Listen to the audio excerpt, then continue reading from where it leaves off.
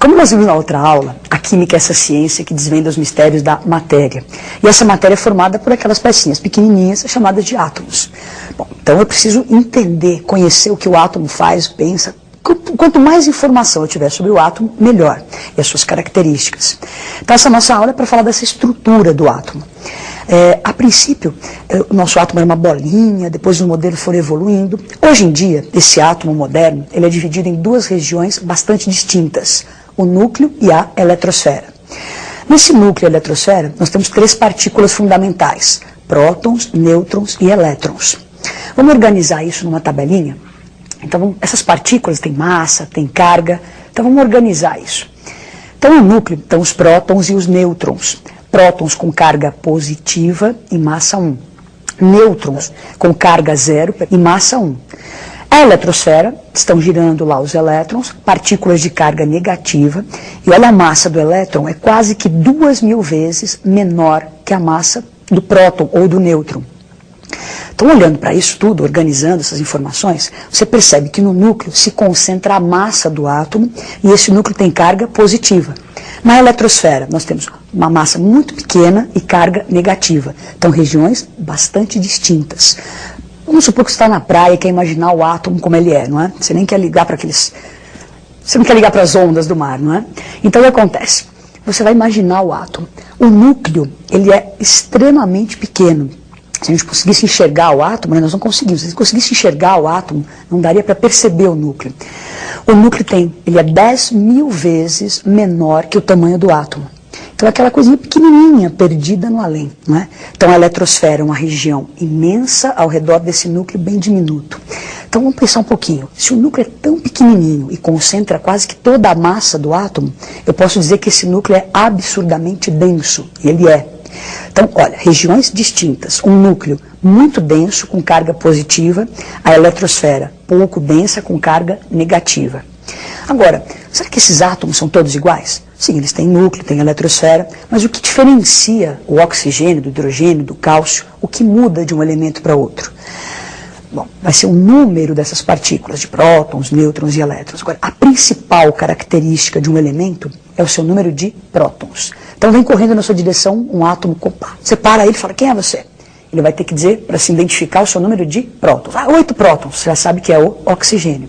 Então a principal característica do elemento não é nem o seu símbolo, é o seu número de prótons.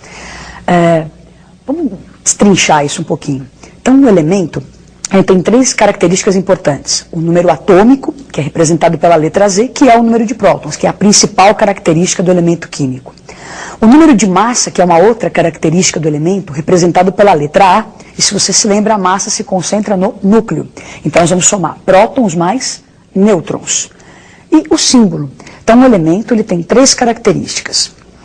O número atômico, que é a principal, o número de massa e o seu símbolo. Como que a gente organiza, como é que se representa um elemento químico? Estou nas viagens de férias em Paris, pego lá um livro de química em francês, é claro, para dar uma estudadinha, não é? E como é que vai aparecer, por exemplo, o átomo de alumínio lá na França? Será que é diferente aqui do Brasil? Não. A linguagem que nós usamos na química tem que ser uma linguagem universal, não é? Então, como é que se representa esse elemento químico? Então, vamos lá para um exemplo. Um elemento, para você representá-lo, tem o símbolo, o número de massa vai como se fosse um expoente, que pode ser à direita ou à esquerda. O número atômico está sempre à esquerda, como se fosse um índice. E vamos ver um exemplo do alumínio. Então, você estando na França, lá em Paris, vai aparecer da mesma forma que aqui. O AL, que é o símbolo do alumínio, 27, que é o número de massa, e o 13, que é o número atômico. Então, a massa 27, número atômico 13. Agora, essas informações a gente pode complementar. O número atômico, então, indica o número de prótons. Então, o alumínio tem 13 prótons. Um átomo sozinho, isolado, ele é neutro. Quer dizer, cargas positivas são iguais às cargas negativas. Então, o número de elétrons também é 13. E para se determinar o número de nêutrons, eu pego a massa, que é 27. Lembra que a massa é prótons mais nêutrons. Então, pegando a massa, tirando o número de prótons, nós vamos encontrar 14 nêutrons. Então, desvendamos um pouquinho da estrutura desse átomo. Núcleo, eletrosfera, como representá-lo, como identificar.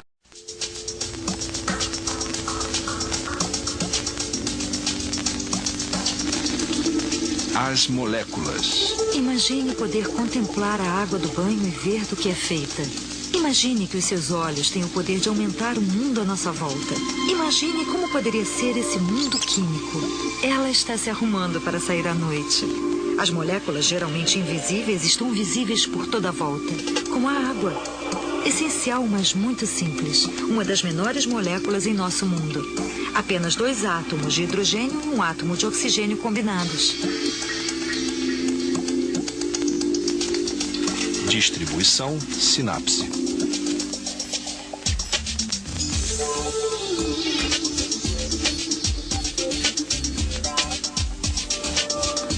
Hoje à noite ela irá encontrar a água em todas as suas formas. Gelo, água em estado líquido e vapor. São todas iguais. H2O. Apesar de que no vapor, o calor deu às moléculas energia para se moverem rapidamente e se separarem.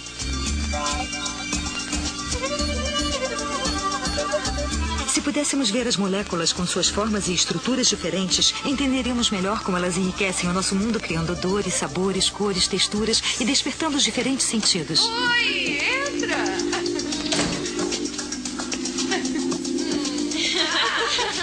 Lã e seda não poderiam ter texturas mais distintas. Ambas são proteínas longas, mas a lã, entrelaçada em fios enrolados, nos faz coçar. Enquanto na seda macia e sensual, as moléculas se desdobram para frente e para trás nas superfícies lisas. E o odor? No mimo das mulheres não pode faltar um pouquinho de moléculas atrás das orelhas.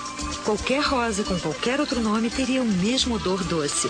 2-feniletanol é encontrado naturalmente nas rosas. Elas são voláteis. Algumas se fixam no seu pescoço na forma líquida, enquanto outras flutuam no ar em estado gasoso para o prazer do olfato. As garotas estão prontas para encontrar alguns rapazes. Elas descobrirão que isso tudo tem a ver com a química.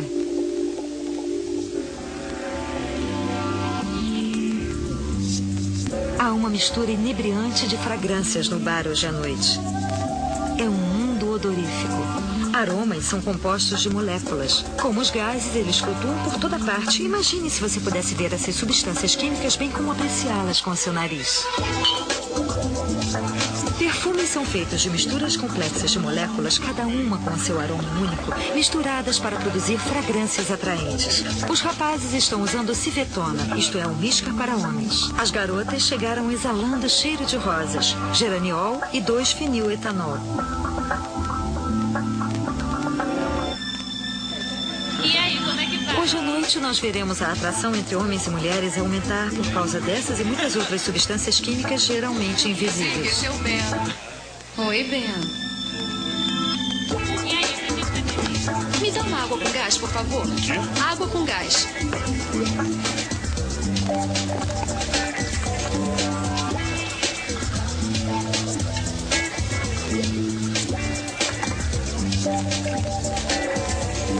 Nem todos os gases têm cheiro. Dióxido de carbono, gás das bolhas, não tem odor. Ele não excita os nervos olfativos do nariz. As cores da molécula representam os átomos que ela contém. O vermelho representa os átomos de oxigênio, o cinza, o carbono. Quando a garrafa é aberta e a pressão liberada, as moléculas de dióxido de carbono saem da solução e escapam. Liberado de volta ao gás, as moléculas de CO2 formam as bolhas nas bebidas gaseificadas. Ele ainda não sabe, mas o barman colocou muita civetona, provocando uma sensação desagradável aos nervos olfativos do nariz dela. Outro odor forte saindo do restaurante. Alho, disulfeto de dialilo. Faz você pensar que outras substâncias químicas fazem parte do menu de hoje à noite. Versão brasileira, Vison Voice Rio. Íon é o átomo ou grupo de átomos que se tornaram eletricamente carregados pelo ganho ou perda de elétrons. Em geral, os metais formam íons com carga elétrica positiva, os cátions, e os não metais formam íons com carga elétrica negativa, os ânions. É bom, no entanto, a gente, antes de passar os exemplos, fixar algumas ideias a respeito dos íons. Veja bem, os fenômenos químicos, todos, não importa em que área da química eles se encontrem, todos os fenômenos químicos, eles trabalham apenas com mudanças de eletrosfera.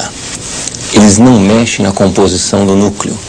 Portanto, o aparecimento dos íons, o aparecimento dos átomos carregados, nunca pode ser por entrada ou saída de prótons.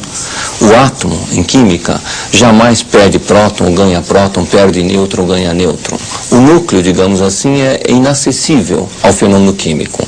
O que o átomo faz, e com muita frequência, é perder ou ganhar elétrons. E a partir daí, sim, aparece o desequilíbrio elétrico que dá origem exatamente às partículas que nós chamamos de íons. Vamos ao nosso primeiro exemplo. Aí, nesse primeiro exemplo, nós temos aqui o átomo de sódio, lá o sódio, número atômico 11, número de massa 23, e esse sódio na forma neutra contém 11 prótons, 12 nêutrons e 11 elétrons. Ele tem um determinado tamanho, ele tem um certo tamanho. O átomo, ele apresenta um certo raio, uma certa dimensão.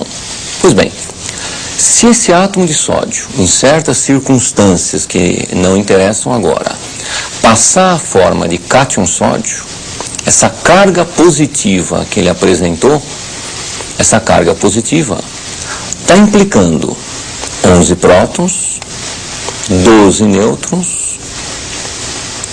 e 10 elétrons, perdendo, portanto, um elétron nessa passagem. Veja que a quantidade de prótons permaneceu exatamente a mesma, a quantidade de nêutrons permaneceu a mesma, mudou a quantidade de elétrons. A perda de um elétron dá origem ao aparecimento de uma carga positiva nesse nosso átomo de sódio. E é bom de passagem, embora não seja tão importante nessa altura, já indicar a vocês que o tamanho do átomo diminui nessa perda de elétrons. Toda vez que um átomo se torna cátion, ele sofre uma redução do seu tamanho, da sua dimensão. Essa redução é tanto mais drástica quanto mais elétrons ele perder num processo. Nós podemos escrever isso indicando Na0, dando elétron e dando ali Na+. Átomo neutro e depois o cátion monovalente. É claro que isso é um primeiro exemplo e dá para perceber que quando eu tiver um cátion bivalente, um cátion trivalente, até mesmo um cátion tetravalente, caso assim mais raro, o que acontece na formação desses íons é a perda de 2 elétrons, de 3 elétrons, de 4 elétrons. Então, cuidado, o aparecimento de uma carga positiva não é uma questão de entrada, é uma questão de saída de elétrons. Quando o átomo perde elétrons, o desequilíbrio elétrico favorece os prótons. E com isso, aparecem as cargas positivas, portanto, os cátions.